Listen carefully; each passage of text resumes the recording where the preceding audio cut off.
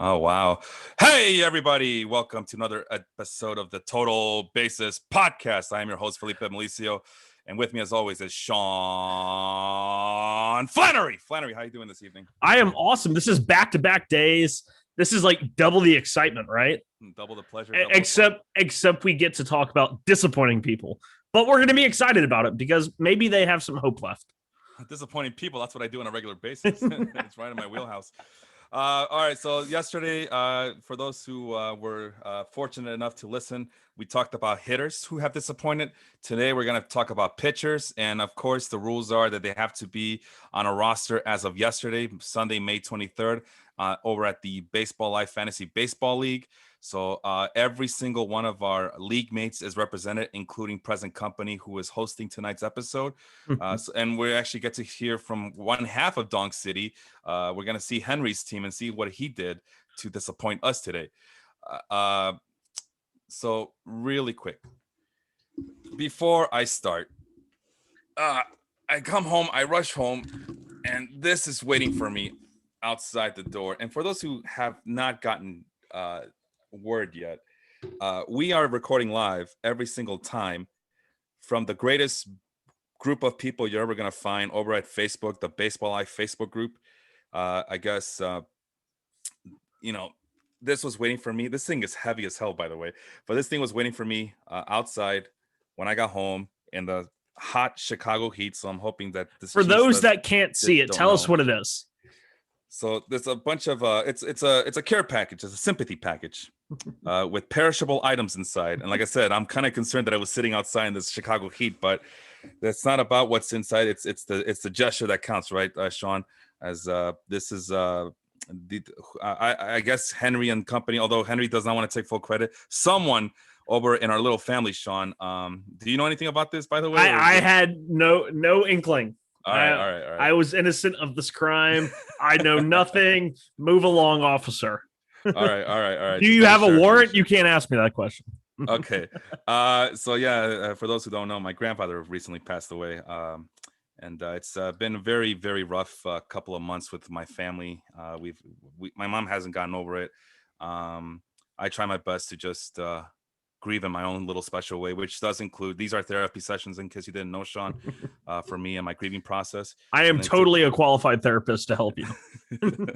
Yeah, of course you are, man. Yeah.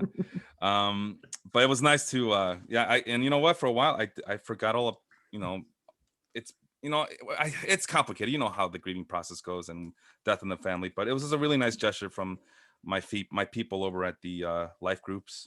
So whomever you are, if it's not Henry alone, or if Henry has other partners in crime, please let me know so I can thank you individually. I really would like to do that. So again, from the bottom of my heart and my family, from my family to your family, thank you so much for this nice gesture you guys made.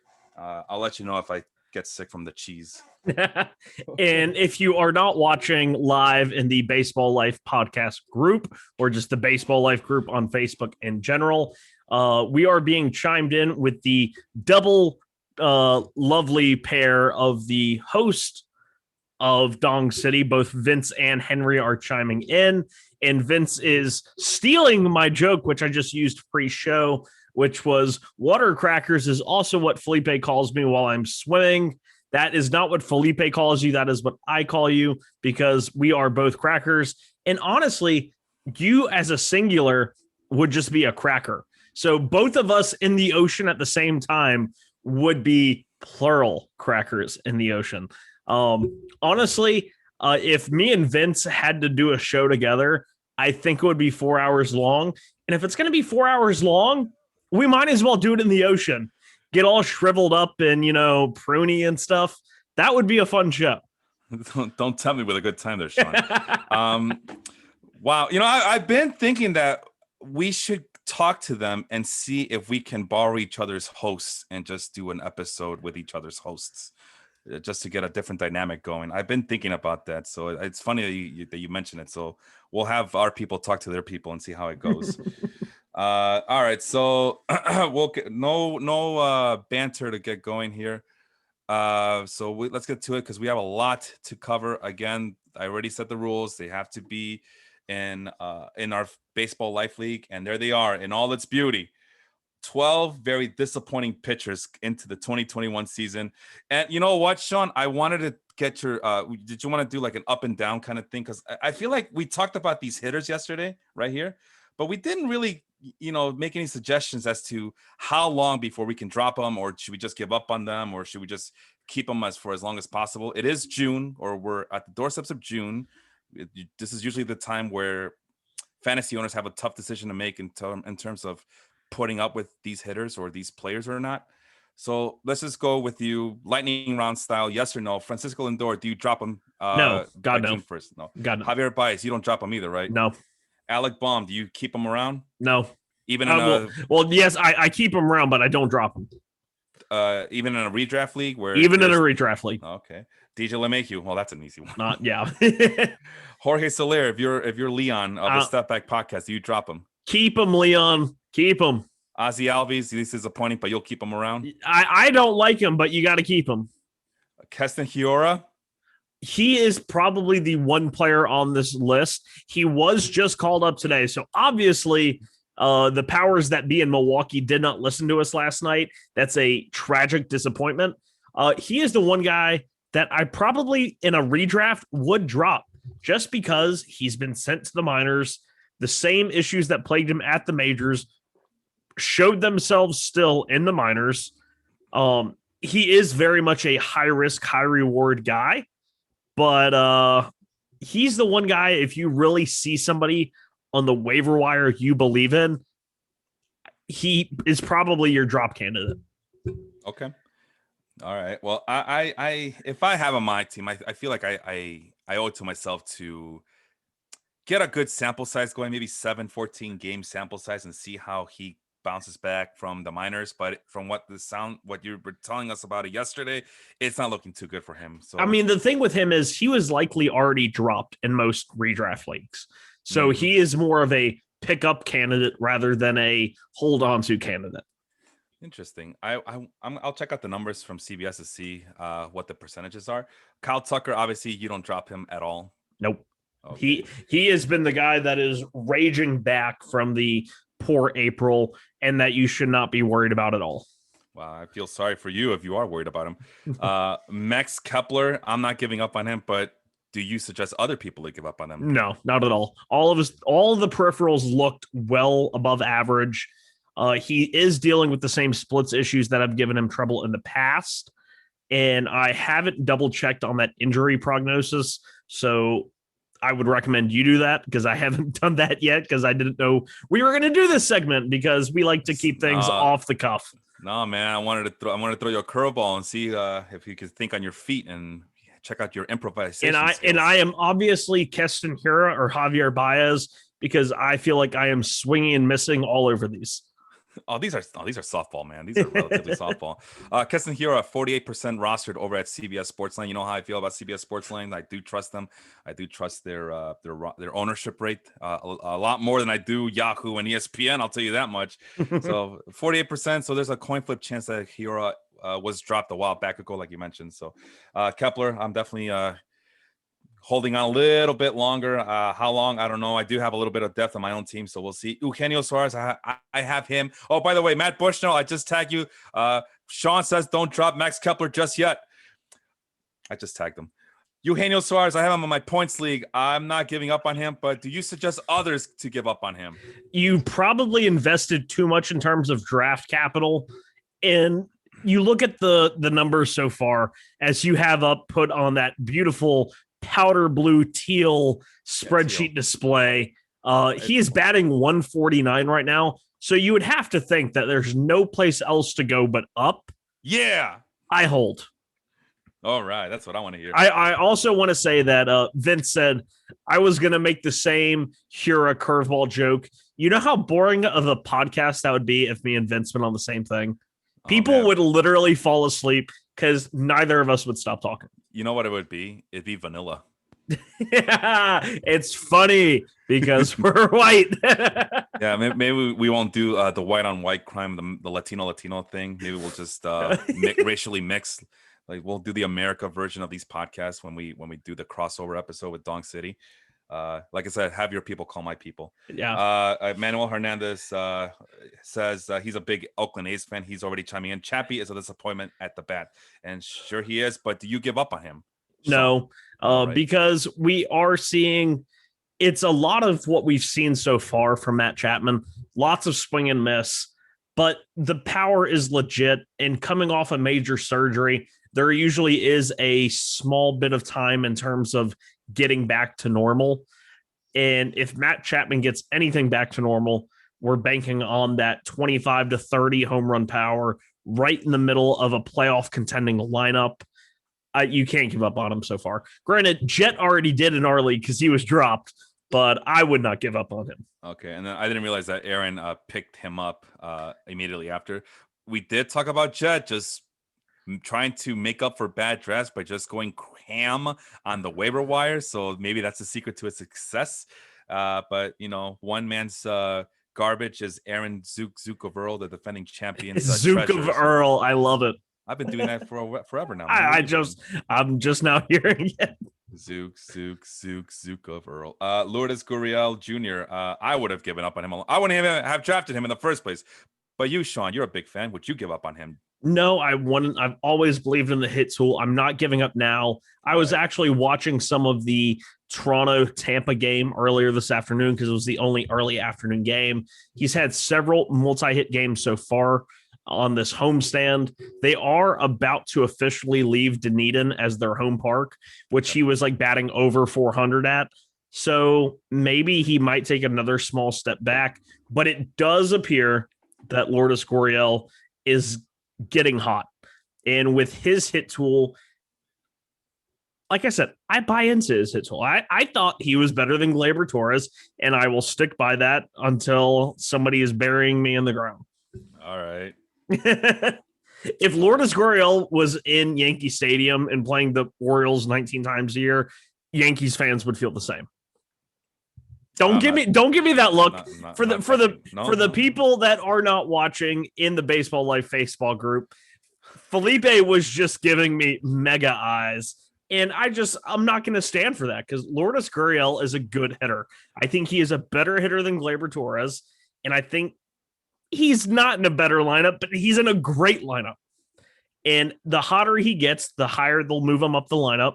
And then you start putting him around guys like Vladimir Guerrero Jr., who, if you didn't see my post in Baseball Life today, is leading the league in WAR. I think it was Baseball Reference WAR, so slight caveat, but that's awesome. And Calvin Biggio is supposed to be coming back from the IL soon. You start moving him up that lineup, I see mega opportunity for Lourdes Gurriel. Do not give up on him. Well, you know how I feel about Lourdes Gurriel, so no, I'm not. I got nothing else to add. Vince is really trashing you. He's already telling Henry to go grab a shovel for your burial, apparently. So, all right, let's move on to the pitchers. Then that's what this show's about. We have a lot of pitchers to talk about. I mean, 12, but I had some requests from our sister podcast over on Monday. Because there are a bunch of girls. And all I really want is girls. Dong City's Vince and Henry had questions about a couple of pitchers, so we will humor them a little bit. But let's start off with Luis Castillo. I hit them last time, but oh well. This makes it easier for me because I put all of my tabs in the same order you did, okay. But then on the hitters line, you hid them. And they were in all sorts of orders. I had to go back to front. It was very confusing. I'm telling you, man, I like to keep you on your toes, man. No, you never always expect the unexpected from me. But let's start with Luis Castillo. I mean, this is pretty bad. I feel bad, too. I feel like I cursed him because I thought he was going to get the Cy Young Award this year, and he didn't. He let me down. I mean, look at this. This is 180 whip. I noticed that the fastball velocity is down by 1 mile per hour. Exit velo and the hard hit rate are career highs for him as well. So he's just getting rattled and rocked, and he's not striking out guys like he used to. What do you make of Luis Castillo? He is a very interesting person to look at because, like you said, a lot of people had with Trevor Bauer leaving Cincinnati. He was the heir apparent to the ace of the NL Central. And he's always gotten by on a great fastball. And you mentioned the velo being down a little bit. It is starting to tick back up, But what we want to talk about when we look at Luis Castillo is he's never been someone who has relied on velocity. He has relied on probably a Johan Santana-esque changeup, one of the best in the game. Over his entire career before this year, the highest batting average against his changeup had been 205, and hitters whiffed 40% or more against it. This year, they're batting 230 against it. And you say 230, that's pretty good. But it's 30 points over what his career average has been, if not a little bit more due to rounding. But they're also whiffing under 30% when they had never whiffed less than 40% in years leading up to 2021. He is leaning less on the changeup. He's still throwing it more than any of his other pitches at around 34%. It just seems like he's lost a little bit of feel for that changeup. Mm-hmm. And for someone who has relied on a changeup as much as he has, to lose it, that's not good. And you look at his ERA and it's over 7.5. And we all thought he had come back to normal in that start against San Francisco in Cincinnati, which was even more encouraging. He went 5 innings, only gave up 3 runs, but had 11 strikeouts. We're all like, this is it. His reign of terror over my team ERA is over. And then he follows it up with a 5-inning start versus Milwaukee, gives up 5 earned runs with a 4 walk to 5 strikeout ratio. That is not good. His expected ERA is 4.3.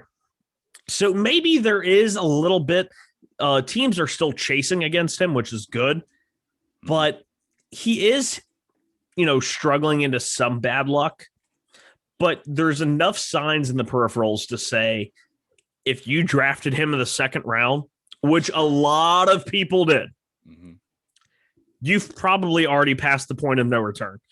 Because as we mentioned on a show earlier this week, Luis Castillo could go the rest of the season giving up nothing but quality starts, going 6 innings and giving up 3 earned runs.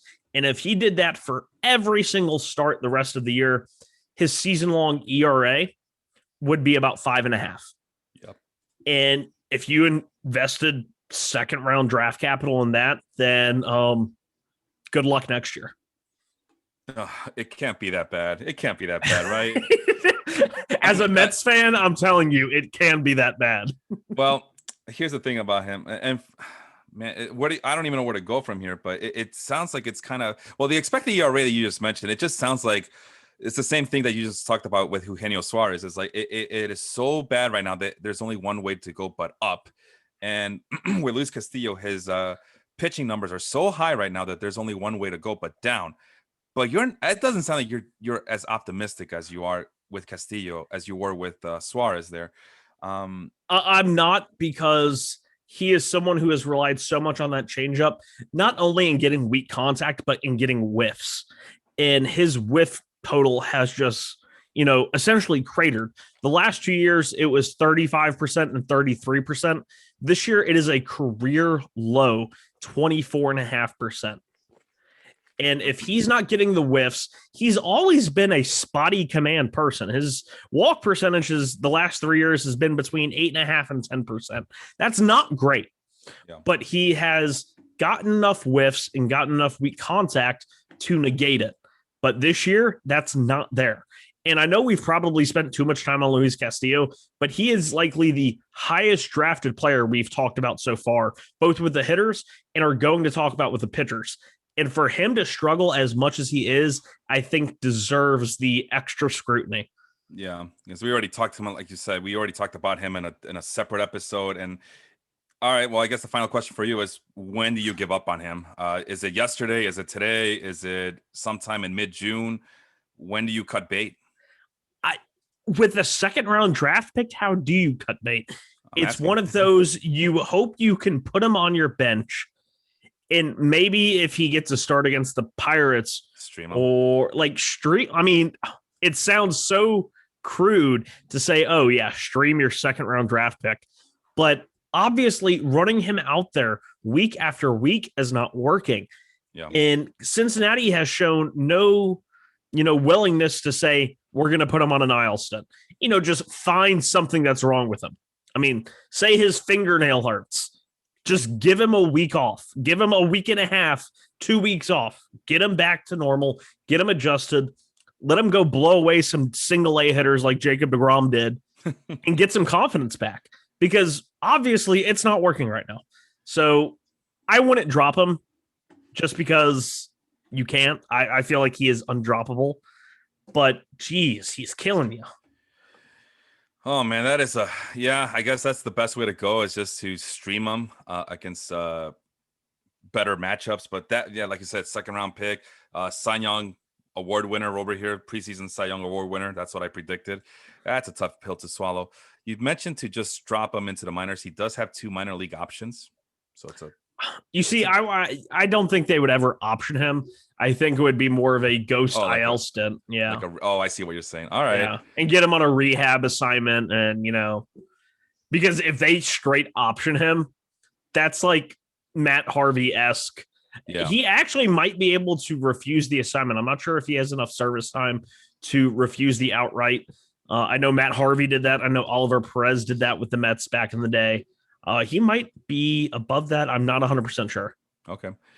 Moving on to the next guy, Kenta Maeda, the famous napkin gate. Okay, so for those who don't know, Aaron, who's our defending champion, got a little cocky during the draft. And for a split second, for those who were fortunate enough to see, basically shared with us. I mean, she's not someone who just openly shares about stuff, right? So, but this one, she let her guard down and shared her cheat sheet with us. Her cheat sheet was just a cocktail napkin and the words Clayton Kershaw and Kenta Maeda on them. And sure enough, she ends up drafting Kenta Maeda, who has an expected ERA of 4.84, actual ERA of 5.27, 148 whip, really bad. I mean, the strikeout per walk ratio is pretty decent. But we were expecting a lot more from him, especially the great year that he had last year. At least from what I remember, it was a pretty damn good year for him. I know this because Rocco Baldelli said it was a pleasure seeing him pitch every game. So with Maeda, it's not as bad as Castillo, but what is going wrong with him this year? It seems to be, just by a cursory inspection, he's getting hit more in the zone. And he's always been someone that has pounded the zone. He's always had a relatively low walk rate. But this year, the walk rate is still pretty low at 5.8%.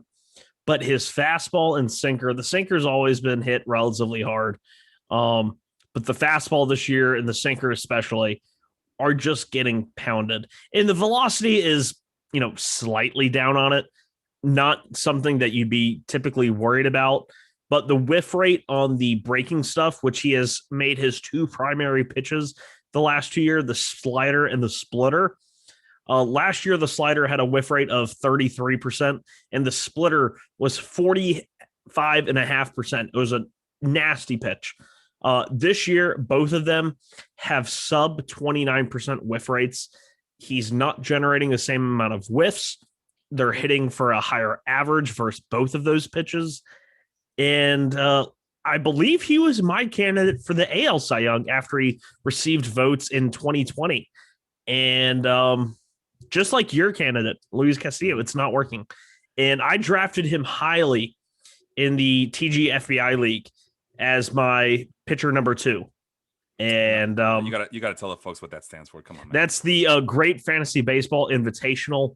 A lot of content creators from all over the country, all over the world, actually, compete. And we broke down the team and we broke down the draft. We had a guest from the draft join us earlier in the year.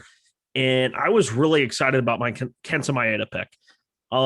It was down to him or Corbin Burns, and Corbin Burns went right before him. And I got stuck with Kenta Maeda, and I said, you know what? I'm okay with that. But we fast forward a month and a half, and here we are. Okay, same question. I mean, do you see him bouncing back for the rest of the year? Is there any optimism for the Kenta Maeda owners of the world to not give up on him just quite yet for him? I mean, he's always been such a good pitcher in Major League Baseball, even with his advanced age and diminished velocity. Because even when he came over, he did not throw that hard. His rookie year, the fastball averaged 90.7. This year, it averages 91. So he's actually throwing a little bit harder. it's just a weird. I trust someone who has his command and his arsenal more than I would maybe trust even Luis Castillo. Yeah. And plus in a weak division like he's in, then yeah, I'm gonna probably go for Kenta Maeda over Luis Castillo. By the way, all of these pitchers, only 2 do not have a Sierra, which is the Skills Interactive ERA. They do not have an ERA over 4. So of the starting pitchers on this list, only 2 are below 4.00. And we'll get to those guys in a couple of seconds here, or minutes, so I should say. But so don't give up on Kenta Maeda just yet, then, right? Yeah, I would hold. I mean, he's much in the Castillo mold. He was drafted in the late second, early third round. I don't think you can give up on that. Okay, I just want to make sure he's okay on the record. Chris Paddock, that goes to James, our resident video game streamer. It's not so bad, right? I mean, 1.27 WHIP, 3.93 ERA, 3.09. Your honorable mentions were Max Fried and Zach Plesac, but I feel like Chris Paddock came with a lot more hype, so to speak, compared to these other 2 guys. And he has more potential, more upside, more of a ceiling than Max Fried, because we talked about Max Fried before, and we're not excited about him as other people are. Zach Plesac is, whatever, just a mid-rotation starter on a really bad, not a bad team, but a team that's not trying, like the Cleveland Indians. So Chris Paddock was my choice for you to talk about here. Why did you end up picking? Why did you include Chris Paddock on this list for James's team? Because James has not, just one of these guys, and all 3 of them to the same degree are starting to show signs of life. Fried and Plesac really struggled early in the year. Fried with an injury, Plesac came back. Their last few starts have been good, very reminiscent of their career numbers. But Chris Paddock is the guy that is very interesting to talk about, because he was a guy that struggled extremely in 2020. And he actually was one of those people. We talked all episode, or not all episode, but most of the episode yesterday with Keston Hira about how the analytics maybe killed him. He gets called back up today, but they seem to do more damage than good. But with Chris Paddock this year, he has done almost the exact opposite. When he came up in 2019, he was a fastball changeup. That was it. And we all wondered, how is the third pitch going to develop? But it wasn't the third pitch that killed him in 2020. It was that his 4-seamer turned into a cutter. He actually averaged in the probably I think top 10 percentile in vertical movement on his 4-seamer in 2019. And I know you're already going to ask me, that means that it did not drop as much. It averaged 2 inches above the average, vertical drop on a fastball. In 2020, it dropped to minus 0.6. And I know that probably seems like a very small total, but to drop from +2 to negative 0.6 is quite drastic. And when you look, his horizontal movement on the 4-seam fastball, which isn't something you usually want, was at 3.1. So he wasn't throwing, he was a north-south guy, high 4-seam, change up low. He was turning into this 4-seam cutter changeup, and he wasn't getting the same, play on the changeup, wasn't getting the same play on the fastball. And he was one of those players that acknowledged that. He saw the data in the offseason and said, that's not what got me here. Yeah. And so far this year, it has gone back up. It's not up to the 2 inches above average it was in 2021 or in 2019, but it is right at major league average. He's cut down on the cut on it. And we've always talked about the third pitch with him. He's posting the highest vertical drop of his career so far at about 7 inches on the curveball. And he is using it more than he's ever had before, which is a pretty good thing, especially with the results he's getting. A 43% whiff rate. They're batting only 167 against it. The more he works on that fastball, we always trusted the command. We always trusted the changeup. If he can get the fastball to 2019 levels and keep that curveball gains, he's going to be a stud. Mm-hmm. Well, we've kind of been waiting for him to become that stud. I mean, he was a highly regarded prospect, ace material, the makeup of a bulldog ace, like in the mold of Oral Hershiser or young Luis Castillo. As we, I mean, I think we're fastball changeup. forgetting how great he was in 2019. Even in his rookie year, he only went 140 innings, but he had a 3.3 ERA and a sub-1 WHIP. How many rookies post a sub-1 WHIP? That's the really encouraging thing with Paddock. No, I know this because I was considering in my keeper league, my points league, I was considering having him as my mainstay and pairing him up with Jacob deGrom. The problem with him is that from a personal standpoint, I felt like the Padres were babying him too much, or that they were taking forever to build up his strength. And then the pandemic happened, and then that didn't happen because there wasn't a lot of games, and they were insisting on going on a 6-man rotation. So as a fantasy owner, that was pretty frustrating to deal with. But I was going to ask you a dumb question, right? They haven't done it. The Padres have not done a 6-man rotation for the most part this year, right? They're just sticking with 5 people this time. I think they've been sticking with 5 people, but we recently saw Paddock himself, I believe. No, he hasn't come out of the bullpen yet, but Dinelson Lamet has come out of the bullpen. Mm-hmm. And they're finding ways of, ramping Lamet back up.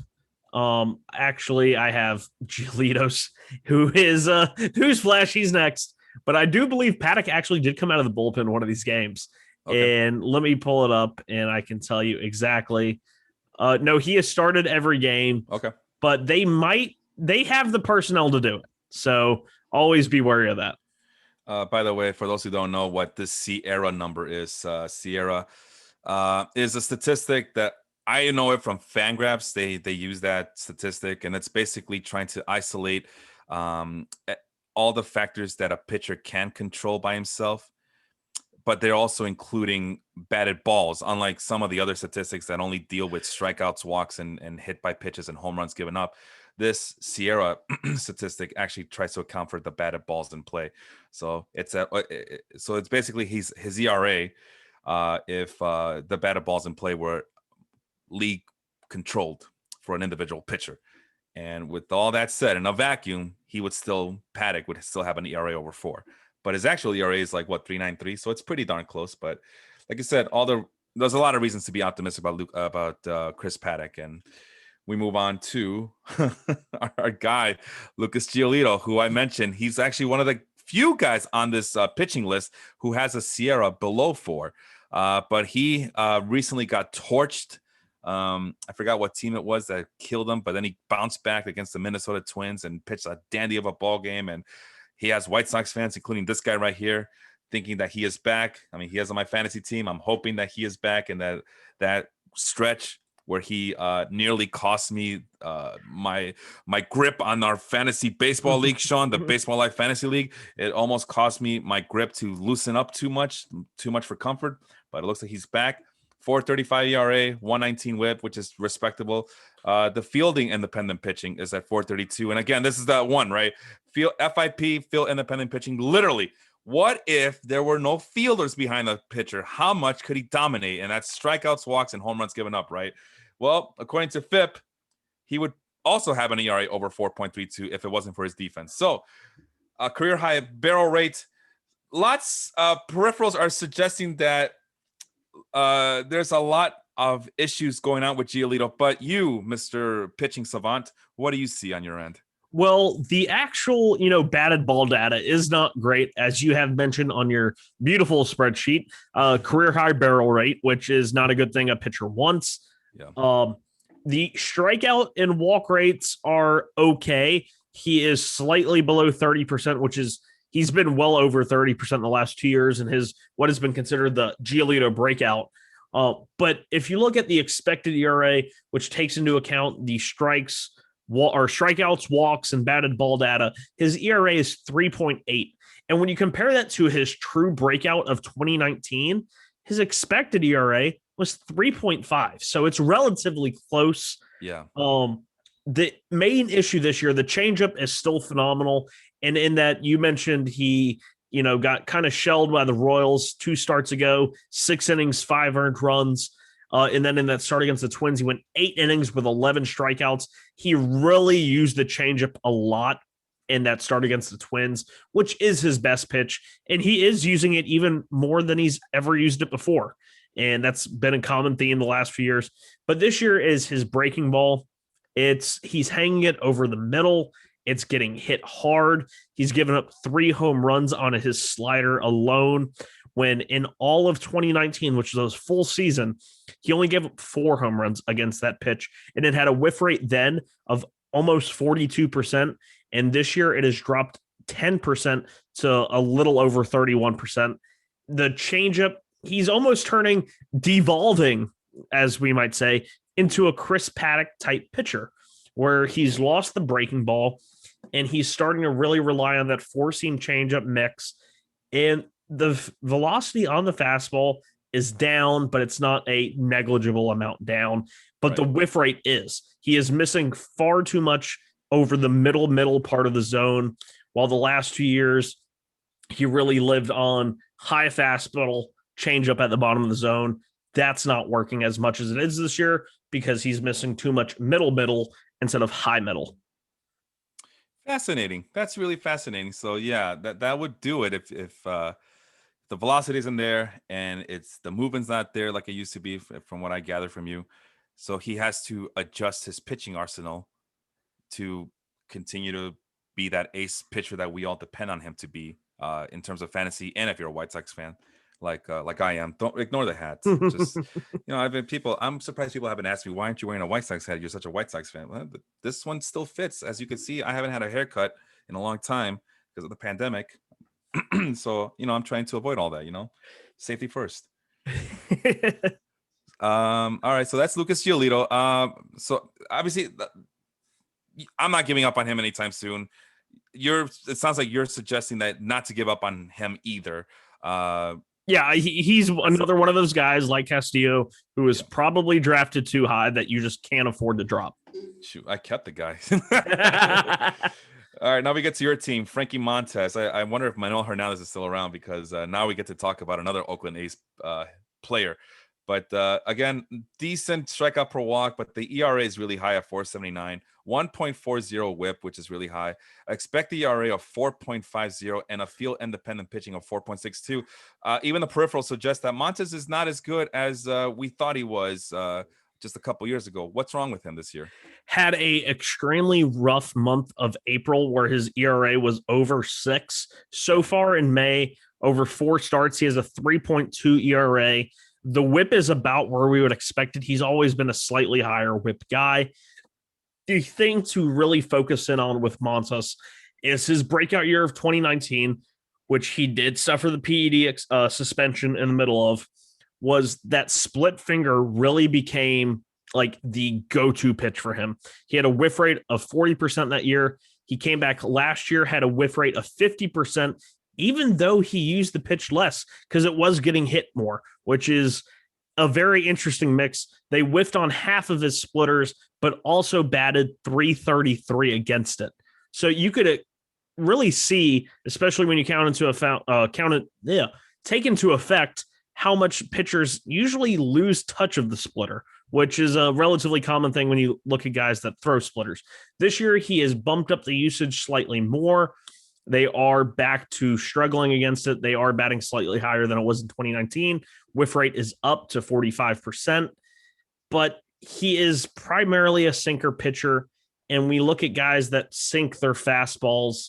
They're not going to miss as many bats. They rely on really good fielding, which he has gold glovers at the corners, no doubt. Yeah. But he has a elderly / geriatric middle infield between Elvis Andrus and Jed Lowry. And it's one of those, he's very much a risk versus reward guy. He could go on a stretch here. He has had a good month of May, but the sinker is just not a good pitch. He is throwing the 4-seam slightly more, and it is doing very well. It's just one of those, you got to see how the pitch mix, evolves into this year. Does the sinker start to come down? Does he throw the 4-seam and splitter more? And if he does that, he could be, an all-star. But if he keeps throwing that primary sinker, which he has for his entire career, essentially, it's always been around the 38% mark.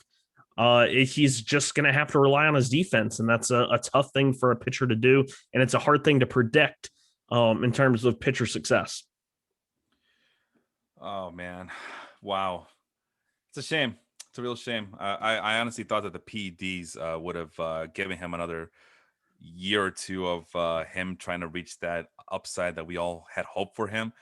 But all right, well, we'll see how that goes. And obviously, you're not giving up on him anytime soon. No, I dropped Jamison Tyone over him. I was going back and forth between the two, and I know you wanted to talk about Tyone, so I thought, you gotta wait. You gotta wait. No. It wasn't me who wanted to talk about Tyone. I want to give credit where credit is due. Henry from Dong City was the one who wanted to talk about Tyone. So thank you for reminding me of that because I nearly forgot. So yeah, let's talk about Jamison Tyone. Let's do an audible on these guys. Oh wait, audible. That's Tuesday nights, right? Yeah. No.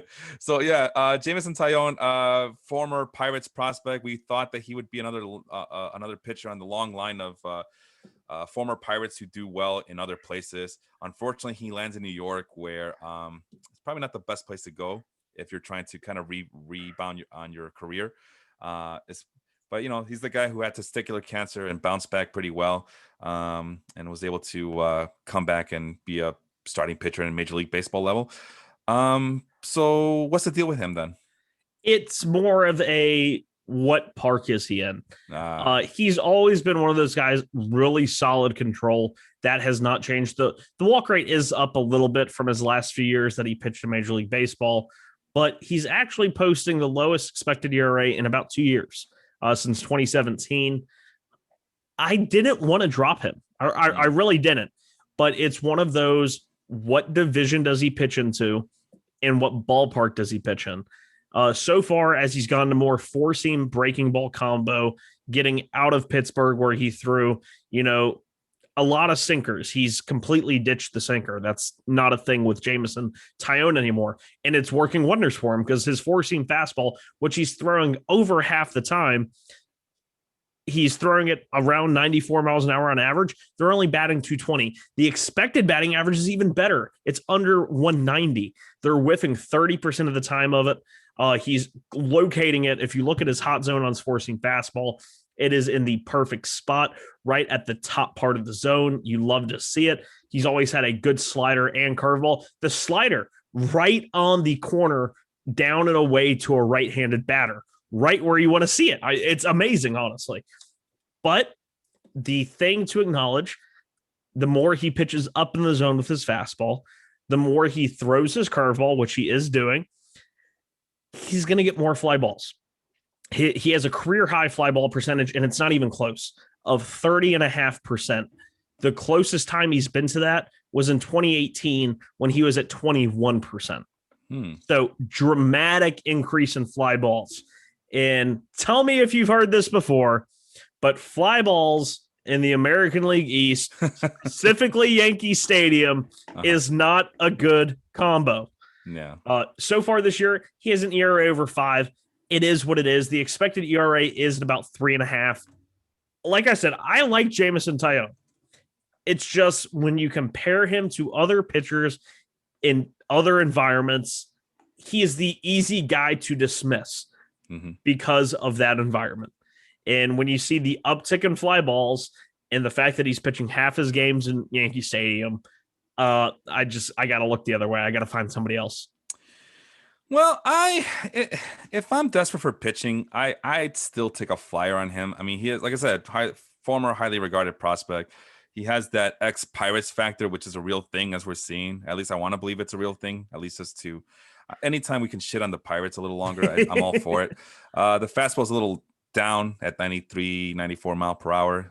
Not my cup of tea, but like I said, there is a lot to like here. But like you just mentioned, it's that dreadful AL East that is merciless. If you don't have the Garrett Cole stuff, it could be very merciless for a pitcher. I mean, it's one of those things. The expected numbers are the best of his career. The whiff numbers, highest of his career. This is a guy that we should all be jumping on. But then you look, he's given up 40 hits. 9 of them have been home runs. That's a quarter, almost a quarter of his pitches have been home runs. Yeah. And that's just a very delicate, wire to walk on. And he doesn't walk a lot of guys, which is a good thing. But I don't like the blow-ups. And just And to he's had remind, a few of them. and just remember, you're the one who dropped him, right? Is in Yes, our I league. did drop him. And with his injury history, I Yeah. don't see him pitching that many innings. So far this year, he has not gone more than 5 innings. Mm. He's had more starts below 5 innings than he has. He hasn't had one start over 5 innings. Actually, one start. Apologies. He's had 3 5 inning starts and one that was 6 1/3. But he's had 1, 2, 3, 4, 5 starts under 5 innings. You're not getting any wins if he's not going 5 innings, which in the long run is probably a good thing for Jamison Tyone. He's still only 29. He's coming back off of multiple years of injuries where he hasn't pitched. But for this year, that's not good for fantasy. What about on the road? What if you just stream him on the road only? Road only. Let's look at his away games. He This is hilarious. As a New York Yankee, he has at home a 2.42 ERA in 26 innings, a whip under 1. On the road, you're not going to believe me. A 1.8 whip in 16 innings and a 9.1 ERA. I believe you. That's why I'm not a fan of just of doing the home road splits unless it's a Colorado Rocky player, and even then, I don't care. But that is with one start in Dunedin, one start in Texas, which is actually played pretty big, yeah, and a start in Tampa and a start in Cleveland, which Cleveland plays. It's a weird ballpark. Yeah, and that's a weird team too, as we mentioned time and time again. But that's why I don't like doing home road. I'm not a big proponent of home road splits because they're so wacky. I mean, we especially in small samples. That's exactly why I hate it, because you already have a small sample size, and you're asking me to cut it down to even a smaller sampler, and I'd rather not. So, all right, so let's move on our list. Zach Gallen, Super Mario's team. He's on the injured list with elbow injuries, trying to avoid Tommy John surgery. I had him in my points league. I drafted him in the virtual 6th round. He was my first pick after keepers, and I already regret it. But when he was on, there were already some signs that elbow might be a problem. A 2.29 strikeout per walk rate for an supposed ace like that, that's trouble. 1.20 whip. You also, as an honorable mention, you wanted to talk about Mitch Keller, but can we avoid that for today? Yeah. Mitch Keller, once again, a guy that I loved coming up through the minors. I thought he was like Glasnow 2.0. It's just not, it's still not working. But Zach Gallen is really the guy to focus on here, hence why you picked him. You invested a lot of draft capital, just like he was going in that same round as Castillo, Maeda, and Giolito. He was going slightly behind those guys, but still in like the 2nd or 3rd round, especially in drafts before that spring training injury. He definitely did drop in some late drafts. And then he comes back, he pitches relatively well, but then he suffers the UCL sprain. Then Arizona says that they're going to do some, not experimental, but they're going to treat it differently. He's already throwing now. And the whole thing reeks of Garrett Richards trying to avoid Tommy John surgery a few years ago. And I'm so worried about it. And if he was the guy that you drafted at SP1 in the 2nd or late 2nd, early 3rd round, I'd be very worried. Well, I already dropped them in my league because everybody's injured on my team, and I needed to make room on my IL slot. We only get one IL slot in my points league, so it was either him or Jacob deGrom.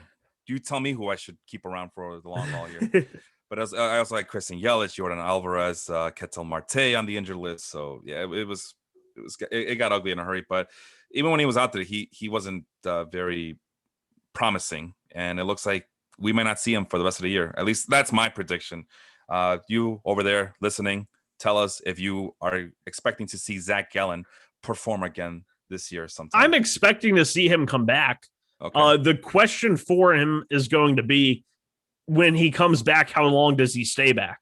And granted, I was wrong when we talked about Fernando Tatis a few weeks ago, and I was worried about how long he would last when he came back. And so far, but that was warranted, man. I mean, we talked about him and Michael Conforto. Those shoulder injuries on hitters are a nightmare to deal with. I know people ask me about Fernando Tatis. Is it time for me to trade him? Like, yeah, wait for him to come back. And then, he had that big week when he came back. And I told everybody who would ask me about Tatis, trade him now. You don't want to deal with this nonsense later.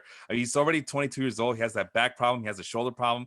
And a lot of my friends are in Dynasty League and Keeper Leagues. Like, yeah, try to get as much as you can from right now and take advantage of his youth and the fact that that he gets a lot of the hype along with Mike Trout as being the two best, most exciting players in Major League Baseball. Take advantage. So wait, why are we talking about? Oh, because you were saying you were wrong about Tatis. Yeah, but no, I'm agreeing with you though. I think those were valid concerns. I honestly do think so. Yeah, he began playing catch right before the weekend, and the injury he is out with, in case people don't know, is a sprain of his UCL, which is that ligament that if you sprain it severely enough or completely tear it, then you're going under the knife for Tommy John. And as his RotoWire thing says, he is out with the UCL sprain, so playing light catch isn't necessarily an optimistic sign. He will be at risk of re-injury that could lead to surgery. Not for me, man. If I'm Arizona, and this is mainly in, a dynasty aspect as well, if I'm Arizona, you're not going to win the division this year. You're playing better than probably teams expected you to, but still not good enough. Just let him have the surgery. Yeah. He's young. He's only, I believe, 25 years old. Yeah, 25. Mm-hmm. Let him have the surgery. Get it out of the way. You're not winning this year. I know fantasy owners don't want to hear that, but no, it's. I mean, he could come back and be great, but then he tears his ligament at the very end of the year, and he's out for all of next year. Yeah, screw that. So dynasty aspects, he's like, oh, he's dynamite. You don't want to touch him. This year in a redraft, if he's been dropped and I have an IL slot, maybe I pick him up and hold on to him. But he's crazy to look at. I'm done with him. I don't want anything to do. Even if he's back, that's always going to be in the back of your mind. Oh man, is this the game where he blows up his ligaments? I mean, I'm a Mets fan. I'm used to wondering about, oh God, this guy's about to blow out his arm. I mean, hell, the Mets just lost their 7th outfielder of the year. Yeah. Janeshby Fargas started off the year in AAA. He wasn't even on the 40-man roster. He just ran into a wall and messed up his shoulder. It's like I said, I'm used to this stuff. Let's move on to another guy, less of an exciting guy, but you mentioned Mike Harvey's team out of Eastern Washington and having issues with his bullpen. So I picked a bullpen arm, Rafael Montero. Has 3 wins already as a reliever. And that's always a cause for concern now, isn't it, Sean? When a relief pitcher has 3 wins, who is supposed to be your closer. So I wonder why. I wonder if it has something to do with the fact that he has 5 saves, but 0 net saves, which means that he might also, yep, there it is. Along with the 5 saves, he also has 5 blown saves. That's just god awful, man. 2.67 strikeout per walk, which is pretty mediocre for a relief pitcher. We've seen those guys really, really jack up the strikeout per walk ratio. 5.12 ERA, respectable whip, but that's because I'm wondering if that's more of being able to control and not be able to command his pitches. You also did an honorable mention for Marco Gonzalez, but we all know who Marco Gonzalez is, what he's about, and he's injured anyway, so it doesn't matter. Plus, I figure we have a little bit more fun making fun of Montero, who has a career low strikeout per 9 innings of 7.45. Seattle, what the hell were you thinking, giving this guy the closer role at the beginning of the season? And I'll give you credit, Sean, before I send it back to you. You called it. Don't trust Rafael Montero because this guy was top 20, top 25 in a lot of the so-called expert rankings. And you're like, no, don't do it. Don't do it. Get out of the way. Just go after someone else. Go after another Mariners pitcher. I forgot who it was. But you warned us from the very beginning. Do not get Rafael Montero. What else do you want to add about Rafael Montero as we egg on him today? I mean, what made Rafael Montero top prospect in all of baseball back in 2014, 2015, it wasn't things that lended itself to being a quality reliever. He didn't have overpowering stuff. He was a higher rated prospect than Jacob deGrom. Let that sink in. No, they were called up on the same weekend, both against the Yankees. The hype was on Rafael Montero, not Jacob deGrom. Mm-hmm. He had always had plus command, and that's still there. The walk rate is still good, but the strikeouts were never what he was about. He posted a career high in 2019 when he collected 0 saves, but was an integral member of the Texas Rangers bullpen. He had 34 strikeouts in 29 innings. In the 2020 pandemic shortened season, he had 8 saves with a 4 ERA. The strikeouts were about 1-1. But when he went to Seattle, when Texas traded him, you looked at other arms that were available to Seattle and you said, is he better than this guy? Is he better than this guy? And he simply hasn't been. Kendall Graveman was the guy that they really developed into this high 90s, great late inning reliever type pitcher, converted starter, kind of like Edwin Diaz, except they turned Diaz into a reliever in Double-A and later in his career. He is now hurt, so maybe Rafael Montero picks up a little bit of saves. The peripherals aren't terrible in terms of batted ball data, but the strikeouts aren't there. The stuff is definitely not there. He's at average. The fastball velocity is still around 95, higher than it was as a starter, which you would expect, but whiff rate still below average. They have better options. The only thing that would lead them to have Montero save games is injuries, which they do have a lot of in the bullpen. All right. Dylan Bundy, I don't know if you've been keeping track of the chatter going on in the chat, but Leon already said that he dropped them. I don't know I don't blame you, man. I don't know if that has anything to do with him being, when he saw this list and he saw Dylan Bundy, and maybe that's when the light went off and saying, all right, I'm out. Or maybe this was already pre-planned a long while back ago, and this is the first chance that he got to it. But Dylan Bundy is rosterless in our Baseball Life Fantasy Baseball League. So let's check out the data. Wins, 0 wins. 383 strikeout per walk, so pretty decent stuff. But the 5.89 ERA, the 1.24 WHIP, especially what we saw from him last year, that's kind of underwhelming. You also mentioned Patrick Corbin, who, again, I believe Vince had a request for us to talk about Patrick Corbin, Vince from Dong City. So we will talk about Patrick Corbin in just a bit. And I'm sure that Matt Bushnell would appreciate that from the Audible podcast, and Leon, who is a Nationals fan, I'm sure he'll appreciate that as well. So if you have a podcast in these life groups, we will accommodate you. Damn it, we are here to please. But here's what I have to say about Bundy, which is a lot apparently. Bundy has a career high ERA of 6.02. Hitters are making more contact. The swinging strike percentages are down from last year. What else can you tell me about Dylan Bundy? What is going wrong with him this year? Whiff rate is down, but ironically, the chase rate is up. And you would think with a guy like Bundy, who always struggled with getting his fastball hit too hard in Baltimore, he always had that great slider and curveball mix. He really kind of reimagined himself that first year in LA last year, where he would use the curveball early in counts. He would use the slider both for strikes and for chases, much like the guy that we're also going to talk about, Patrick Corbin, the 6+ ERA buddies. In this year, yes, the fastball is getting hit hard like it used to, but slightly less than it used to, actually. The thing that's really killing him this year is the changeup. And that changeup was a great pitch for him last year. It had a whiff rate of almost 33%, and they batted only .220 against it this year. So far in 2021, it is the only pitch that a player or the batters are batting over 300 against, and it's at 342. The only thing that you would maybe hope for is that the exit velocity against his changeup is low at around only 87 miles an hour, and they're pounding it into the ground at -1 degrees, negative launch angle. It's the slider is still good. It's not as good as it was last year. The curveball is still good. He's a guy that I maybe see a second half, bounce back from, because he is getting the chase. The exit velocity against is still solid.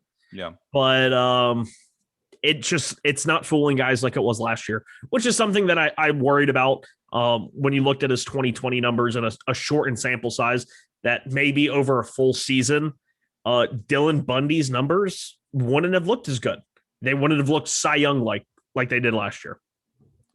Oh, yeah. I thought that he had finally turned the corner in Los Angeles. I'm sorry, not Los Angeles, in Anaheim. I'm sorry. Don't mean to offend the Orange County people. the Southern California, Los Angeles Angels of Orange County, Anaheim, California, Southern California County, Inland Empire. I just throw all the names at them. It's my favorite. That's one of my favorite running gags in the Baseball Life group. Is just naming the Angels with as many cities and towns and counties that I can. But yeah, because he's away from Baltimore. He's in the notorious bigger ballparks out in the West Coast with the thicker air and the more pitcher friendly surroundings, and a lot of the peripherals suggest that he's a lot better than what his traditional stats will show. So he's a guy I wouldn't have given up so easy. I mean, but the I don't fly blame ball you. percentage is up, but when you look at the hard hit rate, it's a career low. The expected ERA, while higher than it was last year, is lower than any season he had in Baltimore. So it does look like some bad luck. And with his stuff, maybe we trust him. He's still only 28, which is crazy to me, as you said. But 28 is what, the new 34? For pitchers, that's the new. It's still the new 31, just like with hitters. But as you know, we talked about it. Pitchers seem to age a lot more gracefully nowadays as they get older, especially those with good breaking balls. Yeah. Oh yeah, that'll help. Yeah, or if you're Jacob deGrom and all of a sudden you're pitching over 100 miles an hour for the first time and you get accused of using steroids and PEDs. Oh, you're okay over there? Yeah, we're good. I just hit my mic. Oh, okay. the Mets hit a home run in the ninth inning. We're still down 1 run with our AAA lineup, but we're getting a little excited over here. All right. Patrick Corbin's the other guy, Mr. Human Slider wannabe. He of the starting pitchers on the list, he has the highest SIERA at 4.71 according to Fangraphs as of today. Strikeouts are Jesus Christ. Strikeouts 17.5%. Man, 6.11 expected ERA. I'm trying to find some positives here. You won't. There are no positives for Alex Colomé here. This has been coming for a long time. Patrick Corbin. Corbin. I'm sorry. Yeah. There's still no positives there. No, either way, there's no positives. I just feel bad for my guy Leon, who dropped Dylan Bundy, but maybe he should have dropped Patrick Corbin. What's your take on that? He's still owed like $90 million over the next 4 years. So, and Steven Strasburg's owed like another $260 million. So have fun with that, Mike Rizzo. So what's going on with Patrick Corbin? Why is he this bad? I mean, he's always been really a one-pitch pitcher. Even with his breakout in 2018, which is what gained him that big, 5-year, I believe, $125 million contract with Washington. The velocity went up a little bit on the fastball, but it was really his ability he had the 2 different types of sliders. He had the one that he really threw for strikes, and he had the one that he threw to really get chases. The velocities were slightly different. It was really, like I said, 2 different pitches. And then he had that great postseason run in 2019, was used like a damn donkey in the bullpen during the playoffs. And he came back in 2021, even with the extra months to recuperate, and he looked like a shell of himself. The velocity was down. But this year, even with the velocity ticking slightly back up, the fastball is not a good enough pitch. He's getting back to trying to throw a sinker more. He is adding a cutter, which is interesting. Maybe it's some sort of like Madison Bumgarner development where he gains out a few more years by getting this high velo, high velo for him is like 91. But high velo cutter to go with that slider, which has always been a great pitch, and it's still a great pitch. Mm-hmm. It's just the fastball I don't trust. And if he only has the slider, then hitters are going to sit on it. Yeah, and I just don't trust him. Is it bullpen time for him in Washington? I know you pay him all that money, but it just Mike Rizzo will never put him in the bullpen. He will get fired before he gets put in the bullpen. You never know. I mean, if it's between getting a guy to continue to be unsuccessful in a role that he can succeed in, or trying him out in a new role where only he would have to like turn into like a Sergio Romo type of pitcher. And I know it's not the money that they pay for him, but something's better than nothing. Some positive production is better than no positive production.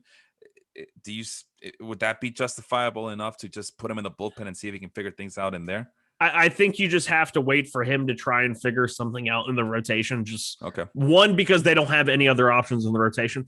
And 2, because in May, he has found slightly more success. Granted, it's not the success you look for when evaluating a pitcher like Patrick Corbin. A 3.8 ERA, a whip well over, it's 1.3, but he's given up 32 hits in 30 innings, only 22 strikeouts. And the whiff rate is middling at best. And the highest indicator of get rid of this guy on your fantasy team, last year he had an expected ERA of 5.27 when his actual ERA was 4.6. And obviously a lot of people were worried about him last year with how low the velo was. This year, the ERA is 6.1. The expected ERA, or 6.13. This year, expected ERA, 6.11. Nearly identical. So all of this has been earned. He's not unlucky. He's just not good. So when do you drop him? Do you drop him now if you're Leon? If you drop him later? Yeah, you got to find somebody else. I just picked up David Peterson when I dropped it. Jameson Tyone.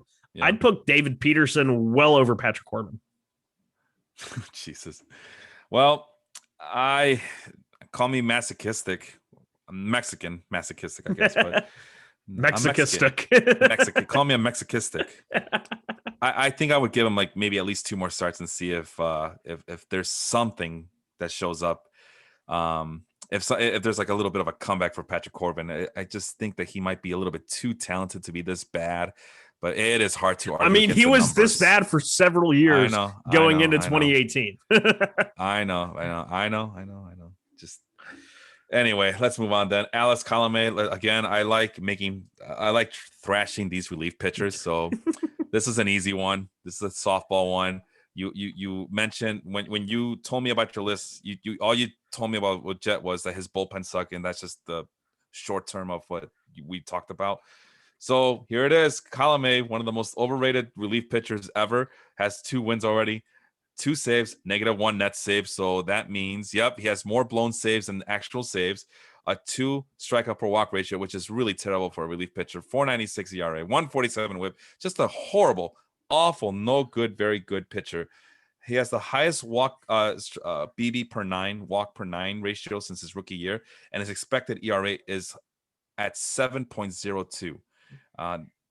Wow, Sean, is there, in a nutshell, is there anything worth keeping around when it comes to Alex Colomé? No, and I've never felt more vindicated about a player in fantasy baseball before, because when I looked at him in the preseason, especially when the Twins signed him, he had 12 saves in the shortened season, 30 saves with the White Sox the year before that, and you broke it down and looked under the hood. He was not good. He wasn't good at all. He throws a cutter and a 4-seamer. He is like the great value brand Kenley Jansen, except even worse. I don't know how you can do that, but even worse, he relied on a lot of soft contact, which he did a pretty good job of. But you looked at his production since 2018. He was, I believe, the luckiest in terms of qualified relief pitchers with the differential between ERA and expected ERA. He was the luckiest relief pitcher in baseball. And we all knew sooner or later it was going to come falling down like a house of cards. And here he is with a 5 ERA and a 7 expected ERA. That's just, it is what it is. One first percentile in average exit velocity. Everything else, barrel, expected ERA, expected WOBA, expected slugging, are all 5th percentile or worse. I mean, he's not good. Yeah. And it's finally, coming back to hurt him.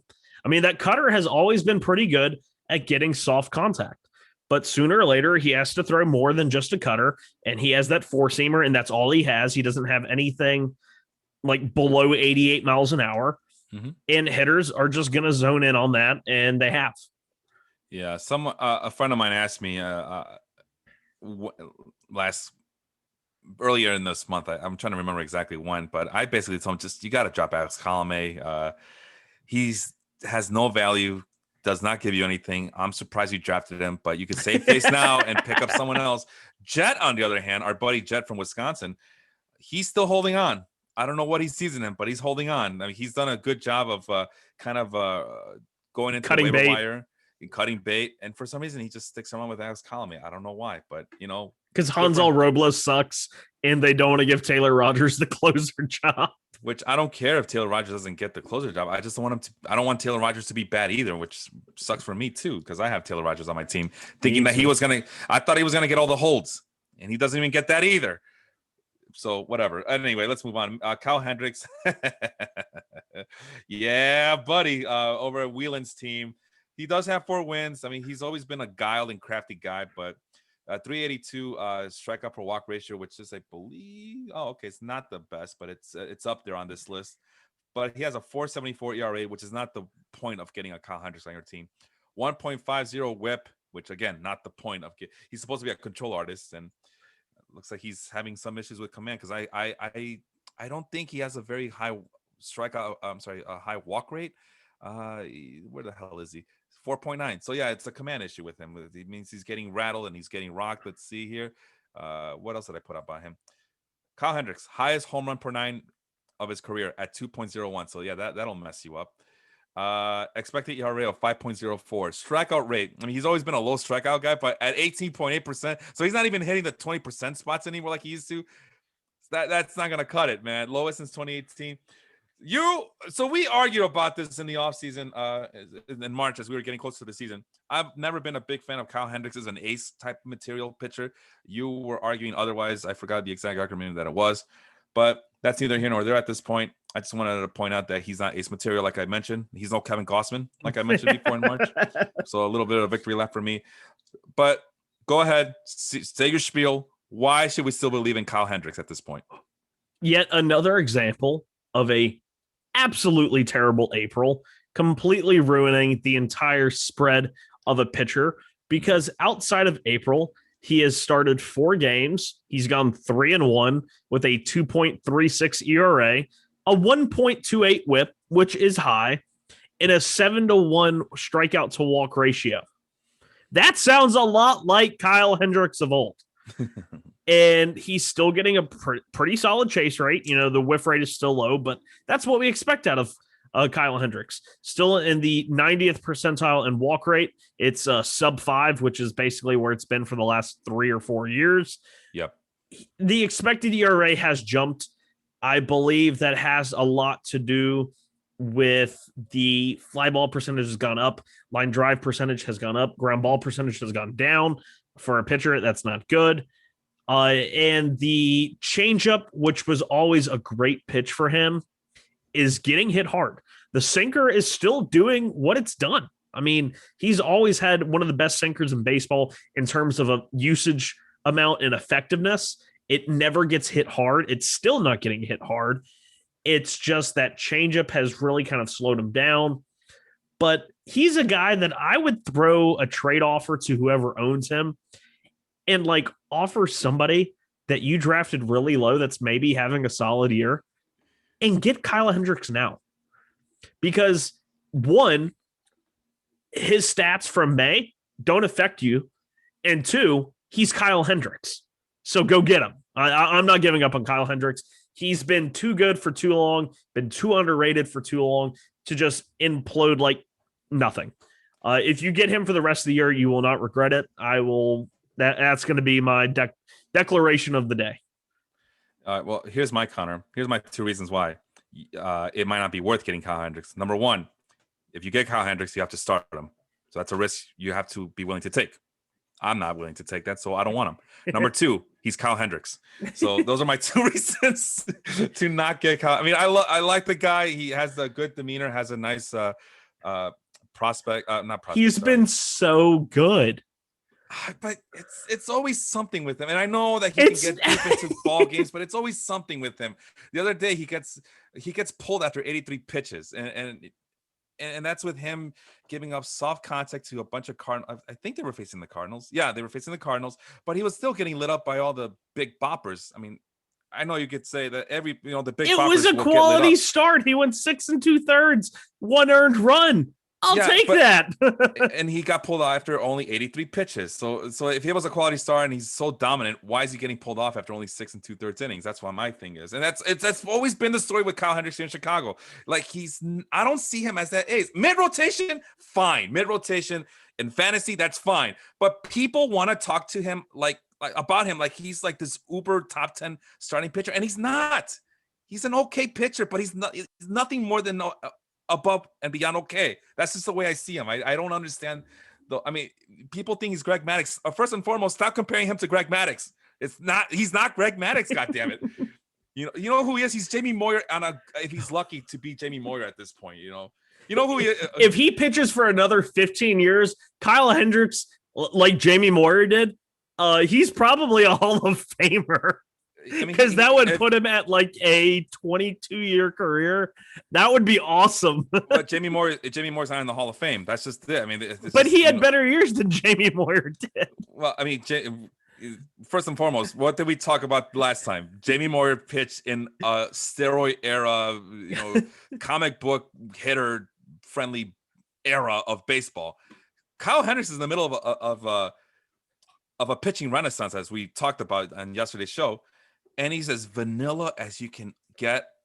You know what's more vanilla than Kyle Hendricks? It's a podcast with you and Vince Mercandetti.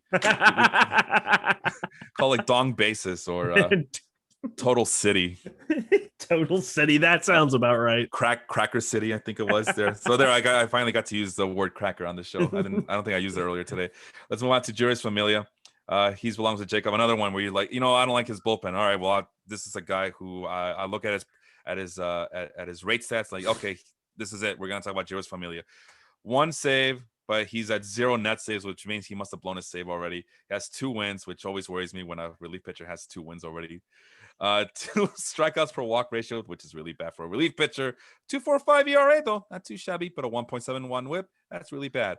Honorable mention goes to Mike Soroka, but that's too easy. That's too easy to talk about Mike Soroka. Out with injury, and he was coming back from it, and then they had to do another surgery to figure out why he wasn't able to come back from it. That's never a good thing. Really spooky. I don't think I've ever seen someone have a surgery to fix something, and then almost a year. No, okay, it wasn't a year. It's probably about 8 months. Yeah. 8 months later, they do another surgery. Not to say I've seen a player get surgery and then they say, oh, it ripped again or whatever, and they have to do another surgery. This was we have to do another surgery because we don't know what's wrong. Yeah, that freaks me out. The first time I heard about an exploratory surgery, which really creeped me the hell out, was with former Bears defensive lineman Alonzo Spellman. They wanted to do exploratory surgery either on his shoulder or his knee. And Spellman was very adamant about not getting it done. And then next thing you know, Alonzo Spellman is buck naked on the side of the road, just aimlessly walking. And we find out that, he needs to be on some sort of medication just to keep him from doing that all the time. But yeah, I mean, he always had that, what do you call it, that reputation of being kind of wacky and crazy and kind of loony. And then that, the Chicago media chewed him out for not wanting the exploratory surgery. And then a month or two, maybe a year later, my memory's kind of hazy. I was just a kid back then. He's on the side of the road, buck naked, wondering where the hell he is. But anyway, getting back to Juris Familia, batting average on balls in playoff 386. Contact rates are up from last year. All right. So I know that a lot of Familia's peripherals are very, what do you call it? Good, promising. Great, promising. I don't know, man. It's not. I don't know. It's not adding together right now. But go ahead and make your case for Juris Familia. So, in terms of fantasy, Familia is probably not as much fantasy relevant as he was back in 2016. But if we're gonna go back to 2016, when he had 51 saves, he has posted the lowest expected ERA. Since then, he has a 2.94 expected ERA. It's the lowest of his career since 2016 when he posted a 2.49. As you said, he has a 386 BABIP. His expected average on expected batting average is only Fangraphs or Baseball Savant's messing with me here, but it's 220. It's 220. The actual batting average against him is 286. So he is one of the unluckiest pitchers in baseball. He has one of the nastiest sinkers in baseball, which has never changed. The issue that we're seeing with Familia, not even an issue, but the improvement we're seeing upon Familia this year is the walk rate has come down, but it's still high. He is a pitcher that has such wicked movement that hitters just stop swinging at it, and they waited for the ball to drop out of the zone or pull away from the zone. But this year, he's pounding the zone more effectively. You look at his savant sliders, everything is about 85th percentile or better in terms of batted ball data and expected data. The strikeouts aren't there. He was never a guy that relied heavily on the strikeout. You would like to see, especially in a saves plus hold league, more holds from him. Mm-hmm. But the Mets have not been in a position to get holds. They don't get leads. They're in first place still? What? They just lost to the Rockies tonight. But yeah, it's brutal. You have to have a lead to get a hold. The Mets are they in Colorado or are they in New York? They're in New York. Austin Gomber threw 8 innings and only gave up 2 runs. Austin Gomber. Yeah, Did Austin you see Gomber. That coming? The center diamond jewel piece of the Nolan Arenado trade, working out just as Colorado anticipated. So the 1.7 whip is definitely misleading. The walks are high, and we should always expect them to be high with someone who has just the outrageous stuff that Familia has. But the 17 hits in 14 innings, when you look at his batted ball data, just doesn't match up. Mm-hmm. And you can chalk it up to bad luck, which is what it's been really for the last 2 years. But the walks this year are down, which makes that variable bad luck not as detrimental as we see in his ERA is only 2.45. All right. That's Jairus Familia over at Team Jacob, also part of the Step Back podcast for the part of our Life Group network for the basketball group on Facebook. Finally, we got to our king and fearless leader, you usurper, King Puti Henry with the Puerto Rican flag colors, German Marquez. Like, oh my God, where's my Latino-ness? German Marquez. You know what German Marquez is in English, right? Or Spanish to English, right? What is it? He's the Marquez of Germany. 3 wins, 187. Oh my God, 1.87 strikeout per walk ratio. He's killing it. He's killing someone. He's killing the Rockies. It's a 187. 4.82 ERA, 1.59 whip. My 187 joke went by you, man. What's going on? The honorable mention here is Charlie Morton, but that was too easy. Come on, he was about to retire, and then the Braves came calling like, I got another year or 2 on me left. But Marquez has a career high walk per 9 this year, and he's been bad at home and on the road. So you can't even use that like, just start him on the road and bench him on the home. No, he's been bad everywhere. So I used to do that for a long time. Yeah, I'm not. He has. I mean, he always. People talk about him like he has like this dynamic stuff, and he would be an ace material anywhere else. But if you have to account for his ballpark, you have to bench him at his home ballpark, just so you could start him on the road. And to me, if you have an ace pitcher or a top of the line pitcher in fantasy, that's a guy you just plug in every single day, every single week, no matter who the matchup is. I'm a firm believer of that. That's why I always stick with Jacob deGrom, no matter how many times he breaks my heart, no matter how times the Mets don't want to give him any run support, no matter how many times he gets hurt, because I know when that mother sucker is healthy, man, he racks up the fantasy points, he racks up the numbers, the strikeouts. I mean, yeah, but German Marquez, you might want to bench him when he's at home. Like, why? You're drafting him as a top 5 starter for your own team. Why? Why do that to yourself? But anyway, German Marquez, is there anything at the end of the tunnel, man? Is there a light at the end of the tunnel for German Marquez in 2021? Because he has 2 pitches with a whiff rate of at least 45%. 2. They're both his slider and his curveball. The fastball is getting hit relatively hard, but that's what happens with most fastballs in a place like Colorado. He does have a career high ground ball percentage, which maybe not having Nolan Arenado hurts a little bit here. But he is also posting the highest career BABIP since his rookie year when he only pitched 20 innings. That year, he had a 361 BABIP for Colorado. This year, he has a 336. He's never had a BABIP higher than 316. So it's not a crazy increase in BABIP. It's only 20 points.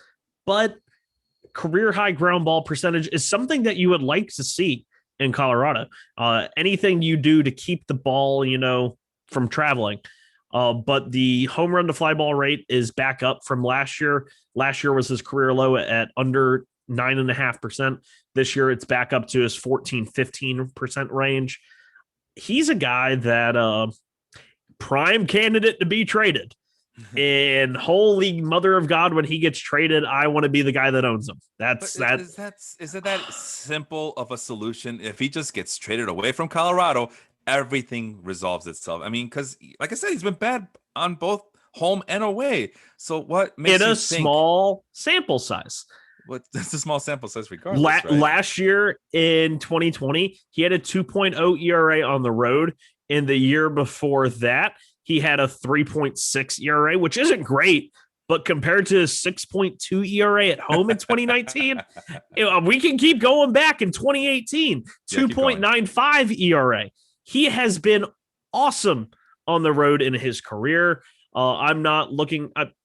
Okay, in 2017, we're looking at 4.5 years ago. He had a 4.1 ERA.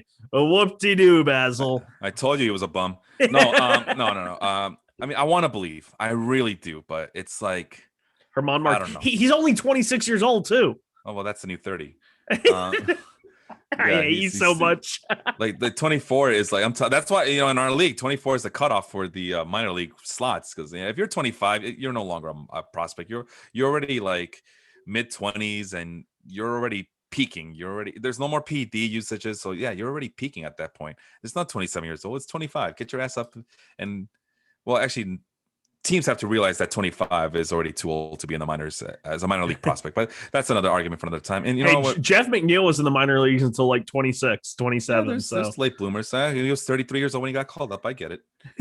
In 2020, 2019 terms, whatever. All right, so Marquez going to the Cardinals then, because that seems to be the thing that the Cardinals do, is just swindle the Rockies. Marquez to the hopefully San Francisco Giants, please. Ooh, now you're talking my language. Like I said, when Herman Marquez is traded, I want him on my team. So I am looking to acquire Herman Marquez in all of my leagues. So Henry, hit me up in the DMs. I will trade you the rights to King Putti in exchange for Herman Marquez. Well, now Henry has this fantasy, not fantasy baseball, but I think he's admitted as much, having this fantasy of Herman Marquez ending up in New York with his Yankees. Now, are you optimistic about him then?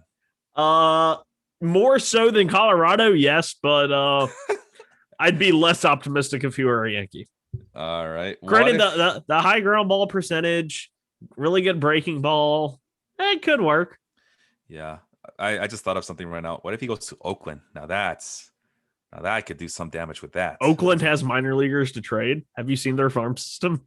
I don't know. I mean, it's so bad. We made fun of them, and they're still in battling for first place in the AL West. I thought they were going to be an afterthought this year. That is something that we should look into, is some minor league farm system strikes. Oh my God! It's the end of the month. We should have done it right now. Oops. Maybe we'll do it on the comeback. Wah. My bad. And that's it. The 12 disappointing pitchers for 2021 so far. We're not giving up on all of them, unless there are relief pitchers like Rafael Montero, Alex Colomé, and maybe even Jiris Familia, who doesn't do anything but give up walks. Garbage time strikeouts. But that's the list right there.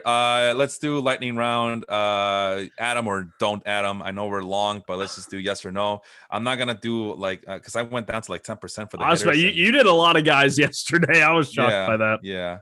I was just kind of curious, but let's not do that. Let's do 40% or maybe even 20%, starting with I don't want to do Chris Bubich. I feel like we talked about him already. Let's not do Chris Bubich. What about this guy named James Caprillion?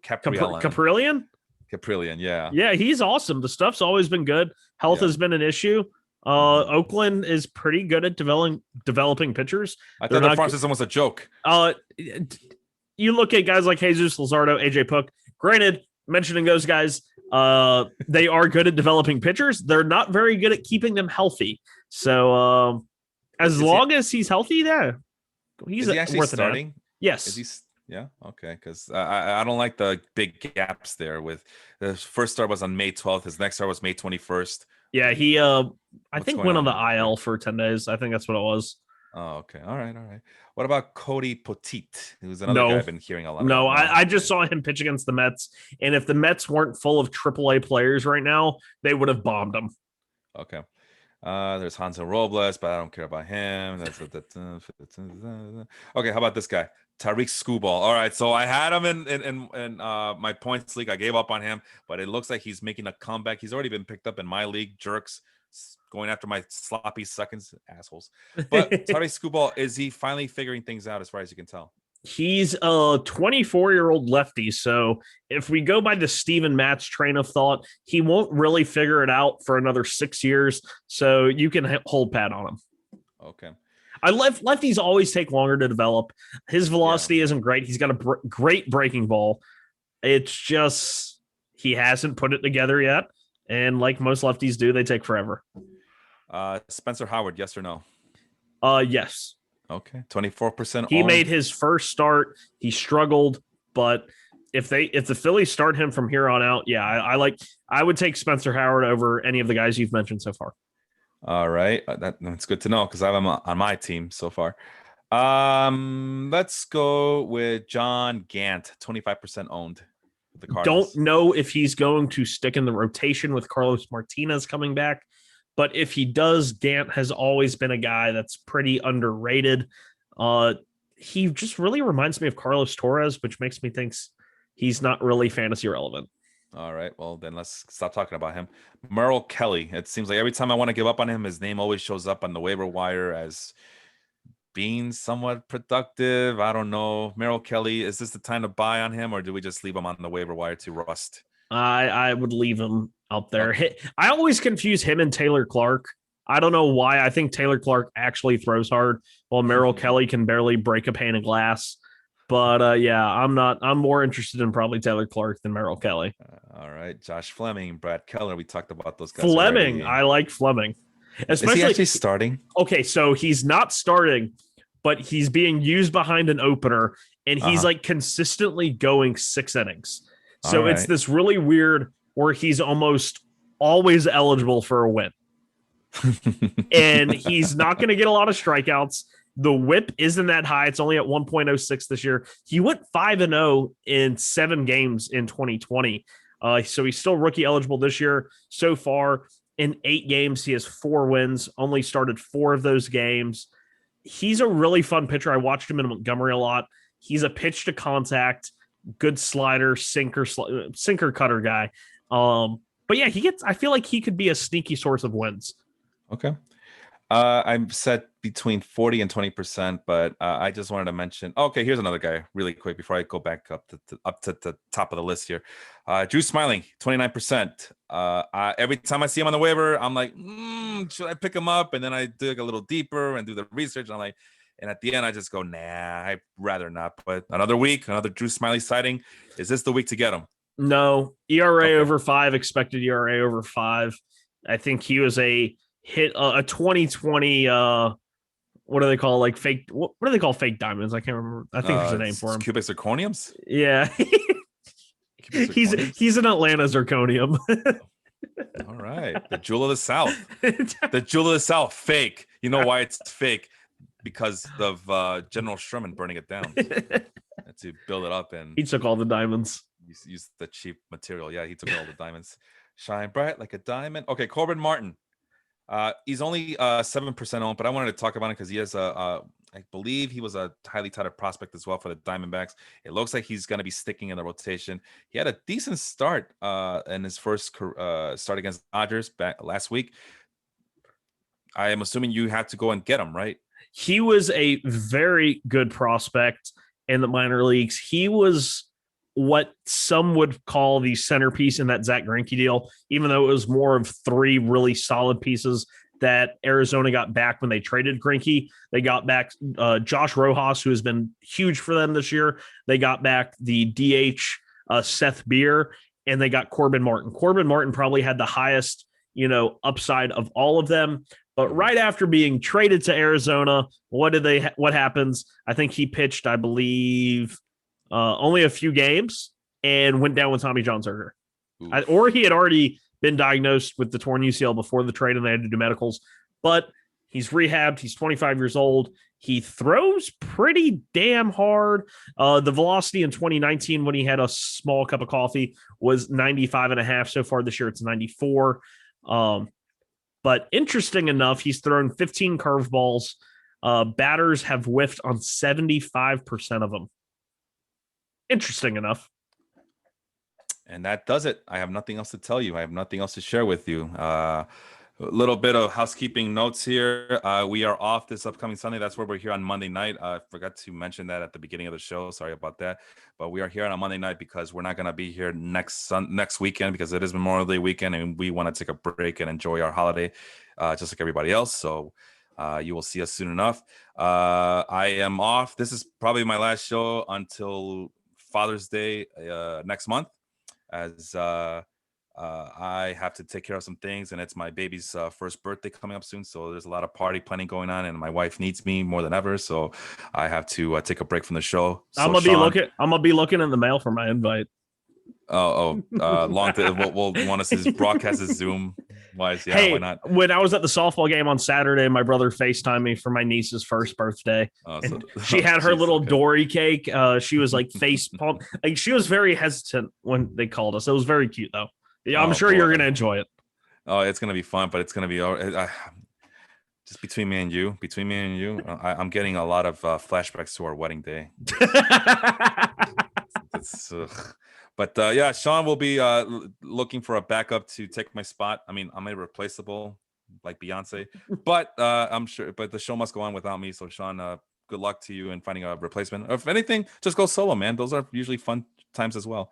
Of course. Let's go solo like I used to do. And then at the end of the episode, I log off and I sound like this. Yes, that's the downside. You can take 100% of the speaking activity as opposed to 50% like we do here. So this is the last time you'll see me for a while. Let me see my mug right here because you can't see me behind the microphone. Okay, so with that being said, some housekeeping issues here. The podcast, right? So Dong City just went before us. They're always on a Monday night, although apparently, according to Vince, they may not come back Monday night. I don't know what's going on there. I must have missed something as I was getting ready to leave work and drive. And next thing I know, Vince is talking about not showing up next week. So we'll stay tuned, I guess, for that. But they usually go on Monday nights to talk about baseball here at the the Baseball Life Facebook group. Tuesday night, it's the Audible. We talked about it's the voluntary mini camp, OTA, PPOs. Involuntary camps. Involuntary unwritten rule camps. Matt Bushnell and Randy Hammond do a fantastic job killing the monotony of football. Although now would be a good time to go every other week because unless some big event happens, but it's already June. Like Julio Jones being traded.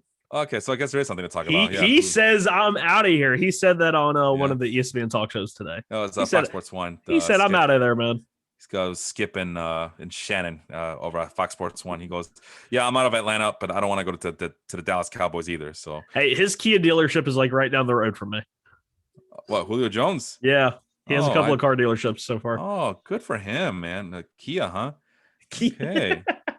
No, I'm being honest. What was a Kia Optima with the turbo powered engine? Those are nice cars. Yeah, you should consider one. My neighbor had a very nice Optima with the silver. It was all black with like silver trim. It was nice. Oh man, I almost bought a white one with the red interior leather. I'm like, oh my god, I want this car. The problem was that it came with a car accident on the report. And then when I came back and said, screw it, I don't care about the car accident. I'm gonna buy it anyway because I fell in love with that car and nothing else compared. It was gone. Oh. Yeah, so maybe it was for the best. What's the other show? The Worksheet Podcast, Thursday, wrestling. It's wrestling. I need the fans to be back. No, I can't watch without the fans, man. I just need them to be back so they can complain in person as opposed to on the internet. So no one's having a good time. Although Chris Jericho said that Kenny Omega is probably the best wrestler going right now, and that pissed off like half of the wrestling community. And yeah, the Step Back Podcast, we're in the middle of the playoffs, so go check them out. And their playoff coverage right now, Jacob is crying because the Knicks lost game 1 against the Atlanta Hawks. No, he's not crying. It's actually pretty objective. Jacob Moses has been, so good for him. He is a very objective fan. I will give him that. especially compared to a lot of New York fandoms. He is pretty level-headed. I will give it to him. Although, man, when you touch a nerve, you know how to touch those nerves. Though he could be as a big a homer. I mean, we talked about it. He had the most homer picks in our fantasy baseball draft. We're about to start the whole Chicago, New York thing on the. We don't have time for this on the podcast. Oh Felipe. No. We're not talking Chicago. It's all it's just New York, man. It's all New York, and that's it. Those are all the podcasts. Like I said, Sean will be looking for someone for June 6th and the 13th for those shows. So from Sean, I am Felipe. This is the Total Basis Podcast. We'll see you next time. Bye, guys.